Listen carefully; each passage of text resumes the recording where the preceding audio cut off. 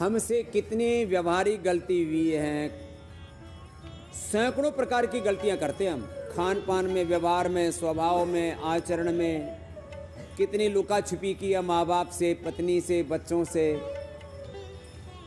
और अंतर दिल की पूछो तो दिल में कितनी बार तुम्हारी बेईमानी आई है। स्कूल कॉलेज लाइफ से लेकर के अभी तक का जब सोचोगे ना तो चित्र घूमने लगेगा और नींद उड़ जाएगी थाली कि ये मैंने गलतियां कर रखी। वो तो आदमी अच्छे काम में लग जाता है इसलिए पिछली बातें भूल जाता है। और आदमी की जो है कुछ चीज़ों की भूलने की आदत है, फिर भी कुछ चीज़ें ऐसी हो जाती हैं उनको भूल नहीं पाते। जैसे बुरी चीज़ों को अपने जीवन का मूल्यांकन करने लगते हैं, आत्मनिरीक्षण करने लगते हैं। तो जैसे हम खुद को माफ़ कर देते हैं, खुद को तो माफ़ करते हो ना, अपने बच्चों को माफ़ कर देते हो ना, ऐसे ही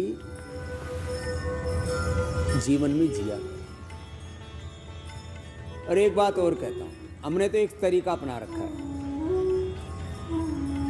एक बात बताते भाई, देखो हमने ना तो बचपन से लेकर के आज तक, बस छोटी मोटी कोई भूल चूक हो जाए तो अलग, बड़ी गलती नहीं कर रखी, इसलिए आत्मग्लानि नहीं होती। फिर कैसे जीते? और बड़े बड़े उपद्रव होते रहते हैं। तुम कहते भाई भगवान सबके ऊपर है, जिसके कर्मों का जैसा फल देना है, कर्म का फल मिलता जरूर है, चाहे अभी मिल जाए चाहे थोड़ी देर हो जाए।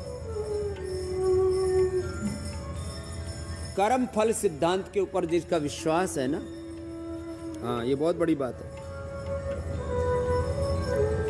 कर्म फल सिद्धांत, तो फिर वो दुखी नहीं होगा और वही तमाम पछड़ों में नहीं पड़ेगा। और किसने अपने आप को उभारा है भाई? हाँ इनको बताने दो भाई। चलो उष्ट्रासन करो, उष्ट्रासन करो तुम लोग। सर स्वामी जी कोटि कोटि प्रणाम। प्रणाम। मैं हरियाणा से रेवाड़ी डिस्ट्रिक्ट से आई हूँ। अच्छा, और पड़ोसी है? हाँ जी पड़ोसी। और सुमित जी आपसे मिलने आए थे एक पिछले मंथ, तो उन्होंने कहा मम्मी आचार्य जी ने बोला है कि तुम योगाग्राम में आओ और अपना योगा करो, उससे तुम्हें शांति मिलेगी। मेरा दिमाग जो है गुबा गुबा रहता था, बेटा बीमार हो गया था कोरोना, अब भी उसको बुखार था, कल भी, अब ठीक है। तो उसके सौभाग्य से आपके चरणों में हम कोटि कोटि प्रणाम करते हैं कि उसको आशीर्वाद दे, वो ठीक हो जाए। तो कोरोना बिगड़ गया था तो जो उपाय बताते हैं ना, अणु तेल और प्राणायाम कर और रहे सब काढ़े पूढ़े सब ले रहा है ना, हाँ निकल जाएगा। ठीक। और तेरा भी मन कुछ शांत हुआ? हाँ दिमाग ऐसा था कि किसी से बात ही ना करूँ, पड़ी रहो बस। हाँ एक बात ये भी होती है, घर में परिवार में कोई बड़ी गम वाली घटना हो जाए, बहुत बड़ा नुकसान हो जाए, घर का, परिवार का, सामाजिक रूप से परिवार टूट जाए तो बड़े टूट जाते हैं। वो जैसे कल कल्याण ज्वेलर्स वाले आए हुए थे, बोली थी घर में कुछ ऐसा ही हो गया कि पिताजी चाहते थे सब मिलजुल के रहें, और ऐसा झटका लगा, बोले हमारे पिताजी टूट गए और उसी में इनको पार्किंसन आ गया।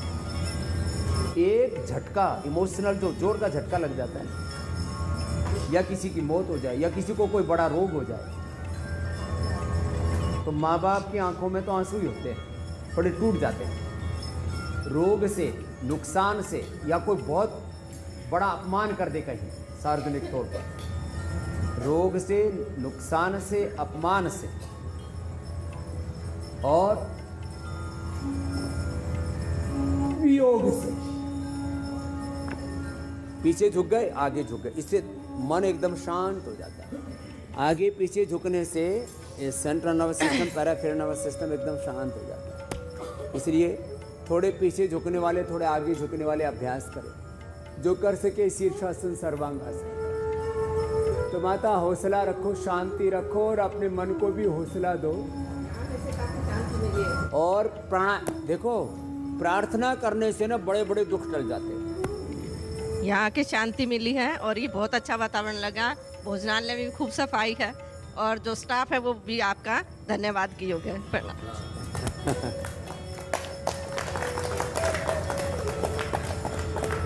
लोग घरों में ठीक से भी नहीं रहते साहब।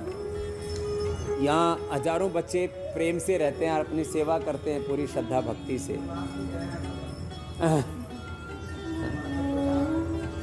इसको देना दूसरी माता को। अच्छा, तो दोनों को ही काफी।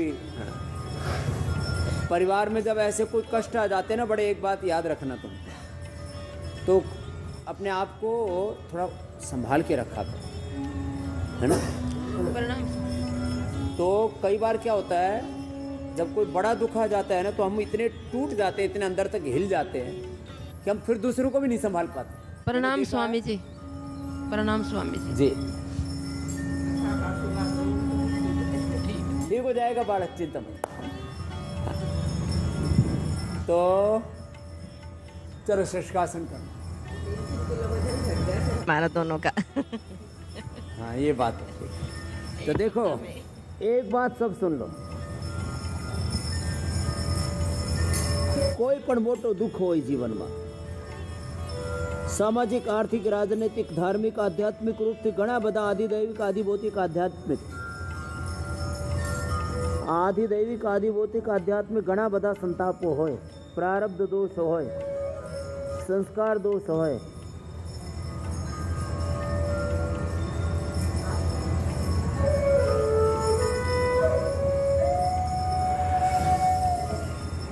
એ બધા ટળી જાય છે, મટી જાય છે।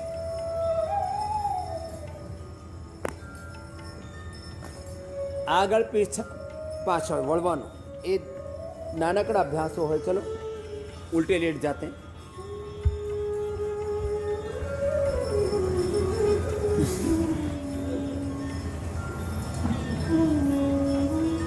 ये तो बहनों के कुछ अनुभव लिए, इनसे पूछना सरदार जी क्या क्या तोड़ फोड़ किया करता था।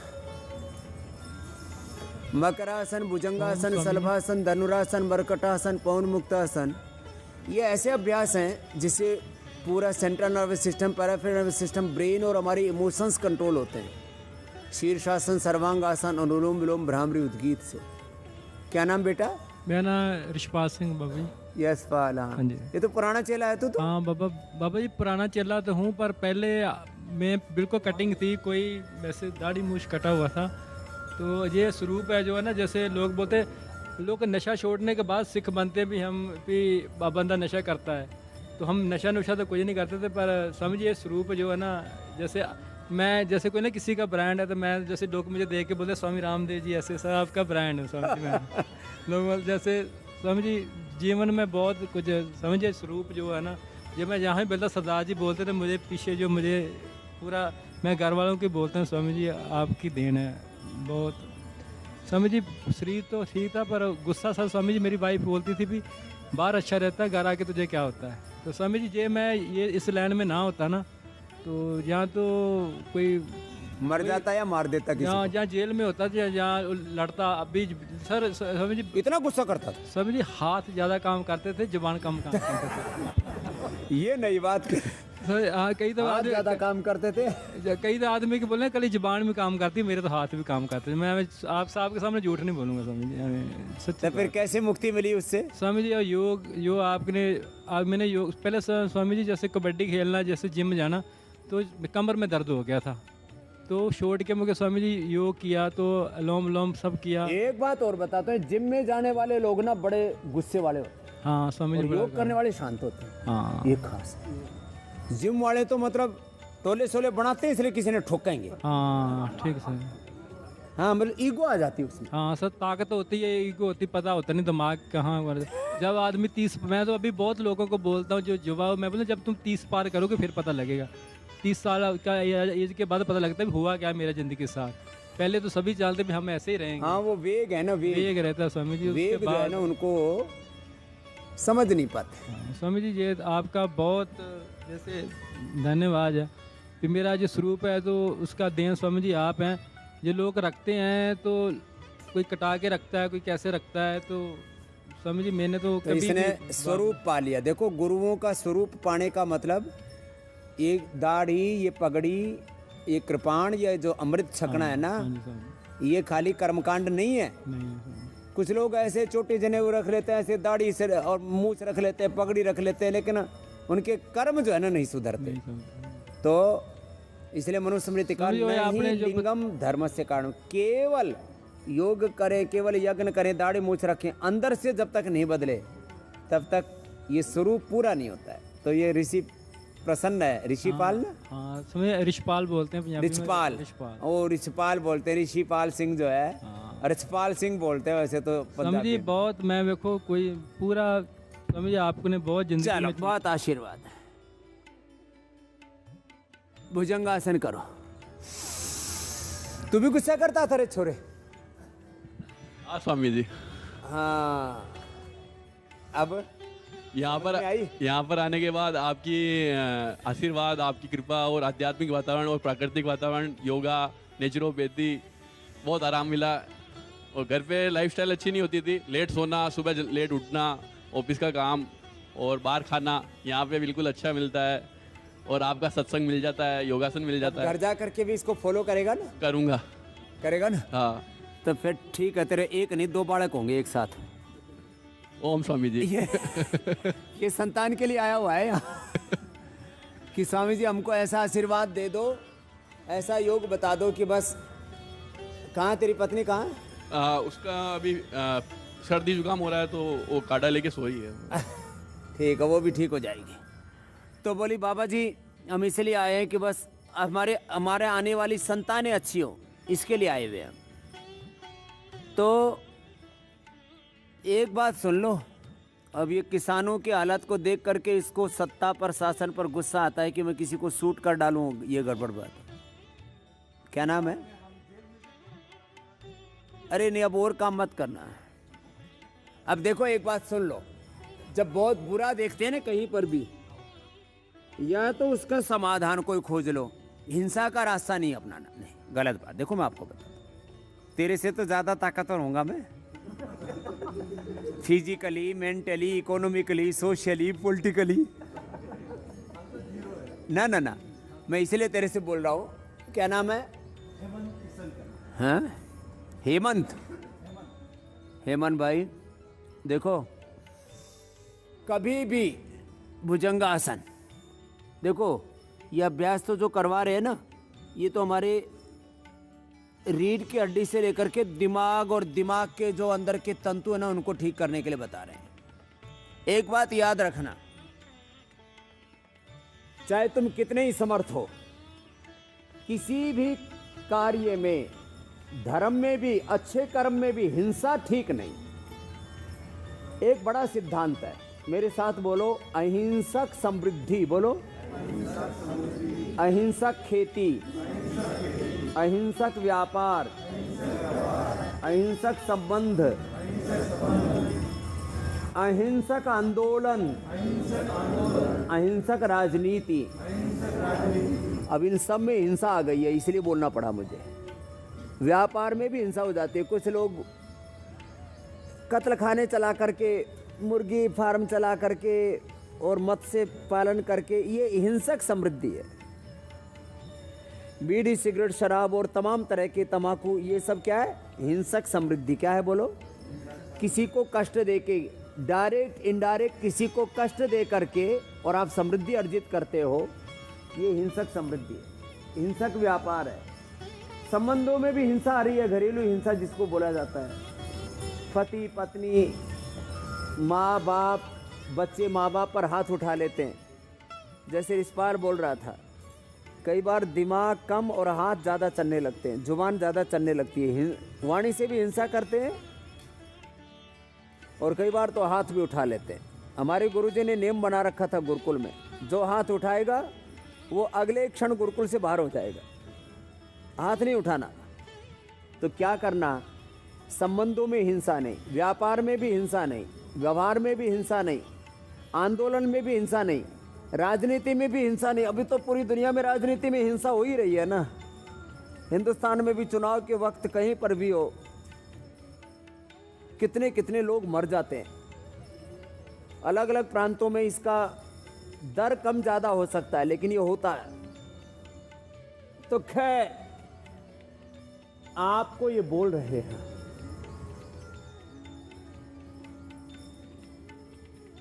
मरकटासन, पवन मुक्तासन, सर्वांगासन, हलासन। ये मेंटल डिसऑर्डर्स के लिए ज़रूरी है कि आप ऐसे योगाभ्यास करें। अंत में सिंहासन, हास्यासन करें। Yoga for happiness, yoga for divinity करवा रहे हैं आज।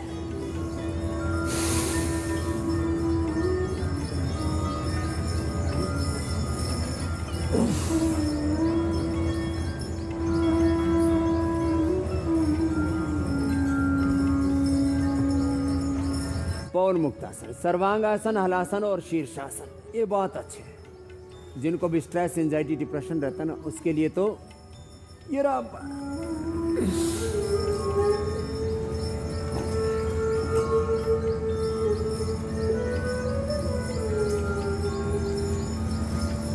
एक 2 मिनट से लेके 5 मिनट तक ऐसे करना। सर्वांगासन, हलासन।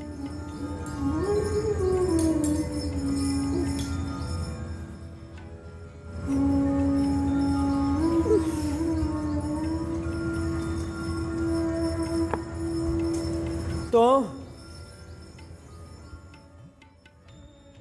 जो कर सके वो शीर्षासन भी, शीर्षासन बहुत अच्छा होता है। पहले दीवार के, और जो शीर्षासन का विकल्प है ना, वो है सर्वांगासन, और जो दोनों न कर पाए उसका विकल्प है अनुलोम विलोम।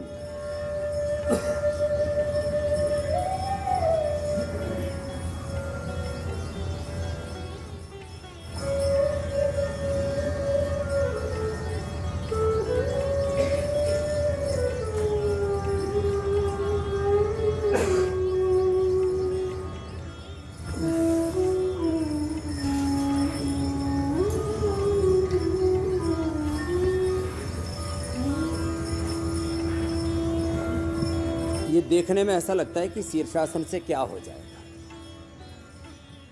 अनुलोम विलोम से क्या हो जाएगा। पूरा करके देखे ना जब इसको,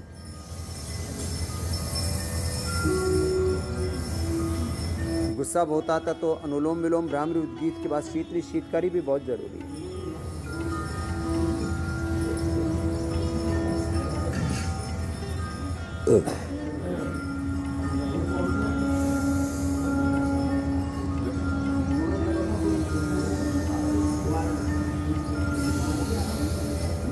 एक अनुष्ठान की तरह करना चाहिए।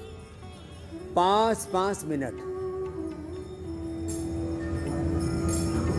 करके 10-15 मिनट और लगातार 15 मिनट कर लिया तो फिर तो पूरी फ्रीक्वेंसी गुणातीत भावातीत हो जाती, त्रिगुणातीत हो जाती। स्वामी जी, गुस्सा और तूफान निकल जाना, जब पता चलता कितना नुकसान हो। हाँ, क्या नाम है? राजेश लाहौटी। राजेश लाहौटी बोल रहा है कि गुस्सा और तूफान जब टल जाता है और निकल जाता है तब पीछे से पता लगता है अब क्या क्या अवशेष छोड़ के गया है। नुकसान कई बार अपन बोलते थे, फिर नुकसान पता बोलता है कितना नुकसान हो गया था, गुस्सा करने से कितना क्षति हो गई। तो अनुलोम विलोम, भ्रामरी उद्गीत, ये भी 5-7 बार, शीतली शीतकारी।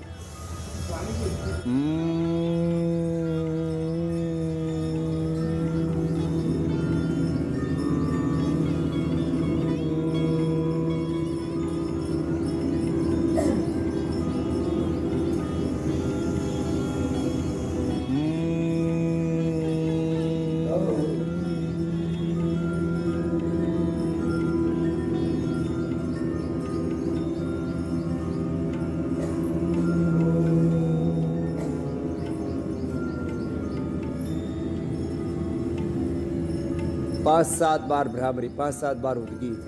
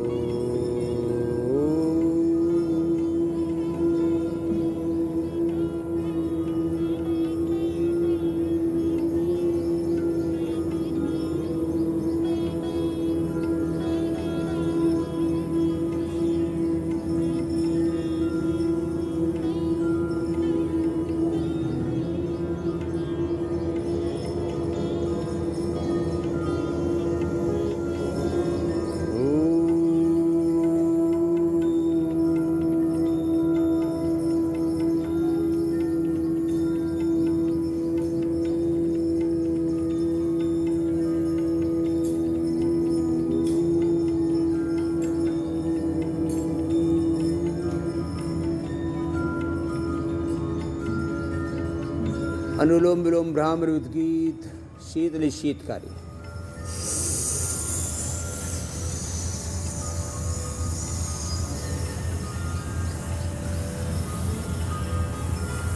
शीतली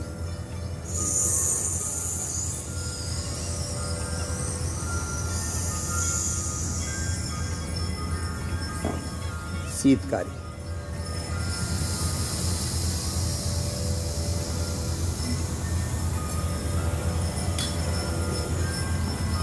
પછી શ્વાસો સાથે ઓંકારનો સાક્ષી થઈને દ્રષ્ટા ભાવથી શ્વાસોને જોવાનું। प्राणों के साथ अंतर्मुखी हो जाते हैं।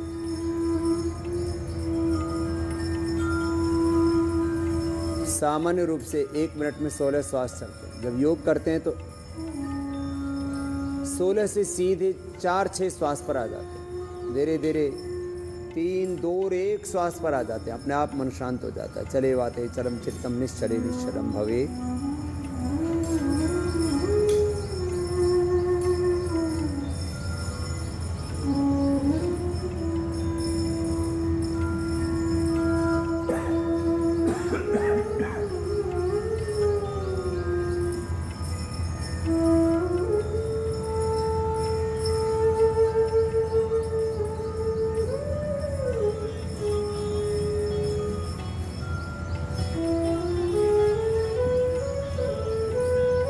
ऐसे सांसों के साथ ध्यान करना, ओंकार गायत्री का ध्यान करना, दिव्य वातावरण में ध्यान, यज्ञमय वातावरण, योगमय वातावरण, संगीतमय वातावरण।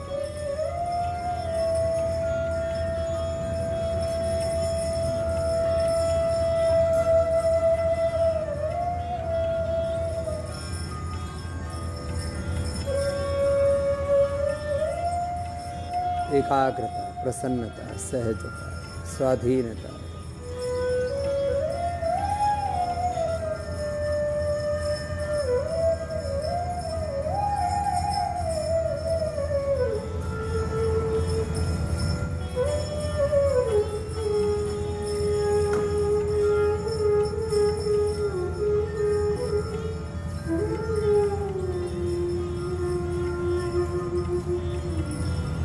આવી રીતે આ તો યોગ થયો। આ યોગથી, ધ્યાનથી, સમજથી, સદવિચારથી, સદભાવથી, સદકર્મોથી, સદગુણોથી આપણે આ સ્ટ્રેસને મટાડીને, અવસાદને મટાડીને, નકારાત્મકતાને મટાડીને જો મૂડ ઓફ થઈ જાય એનાથી બહાર આપણે નીકળી શકીએ। અને યોગમાં દરરોજ અમે 2 આસન કરાવીએ છીએ, સિંહાસન, હાસ્યાસન। એ બધા કરી લેજો તો પછી કોઈક દિવસે મૂડ ઓફ થાય જ નહીં।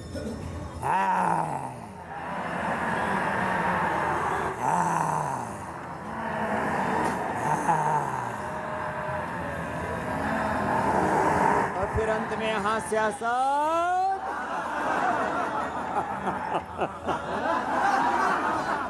पूरे आनंद से